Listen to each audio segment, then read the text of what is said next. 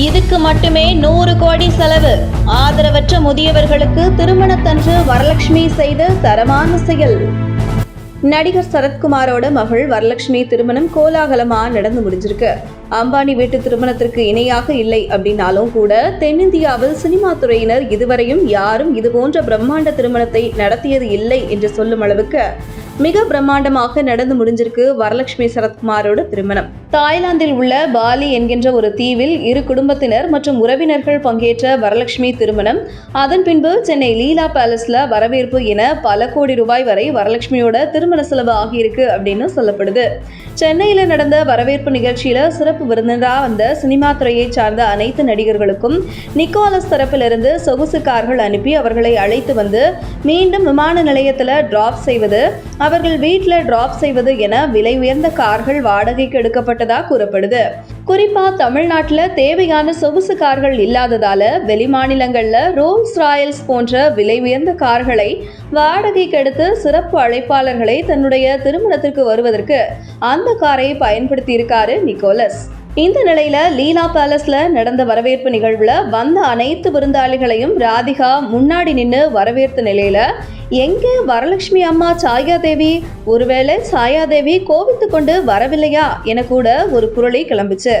ஆனா அது உண்மை இல்லை என்றும் தாய்லாந்துல நடந்த வரலட்சுமி திருமணத்தை முன்னாடி நின்று எல்லா வேலைகளையும் செய்ததே சாயாதேவி தான் என்றும் லீலா பேலஸ்ல நடந்த நிகழ்வுக்கு வந்த சினிமா துறையை சார்ந்தவர்கள் அனைவரும் ராதிகா சரத்குமாருக்கு நல்ல அறிமுகமானவங்க அப்படின்றதுனால ராதிகாவே முன்னாடி நின்று வரவேற்பதுதான் சரியாக இருக்கும் என்பதால் ராதிகா அனைத்து விருந்தாளிகளையும் வரவேற்றிருக்காங்க.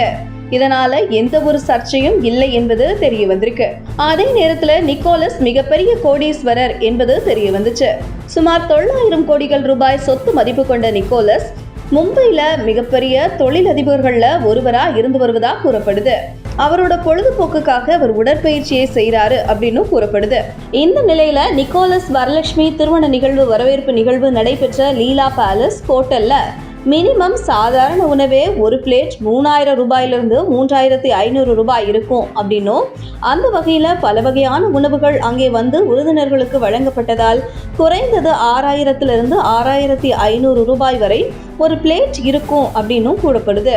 இதனைத் தொடர்ந்து இதில் அனைவருக்கும் ஆச்சரியப்படும் வகையில ஒரு செயலை வரலட்சுமி செஞ்சிருக்காங்க. அவர் ஏற்கனவே சேவை சக்தி என்ற ஒரு சேவை மையத்தை நடத்திட்டு வராங்க. அது மட்டும் இல்லாம பொதுவா திருமண நிகழ்வுல மிச்சமாகும் உணவுகளை முதியோர் இல்லங்கள், அனாதை இல்லங்களுக்கு அனுப்பப்படுவது வழக்கம். ஆனா வரலட்சுமி அப்படி மிச்சமான உணவுகளை முதியோர் இல்லங்களுக்கும் ஆதரவற்றவர்களுக்கும் அனுப்பக்கூடாது.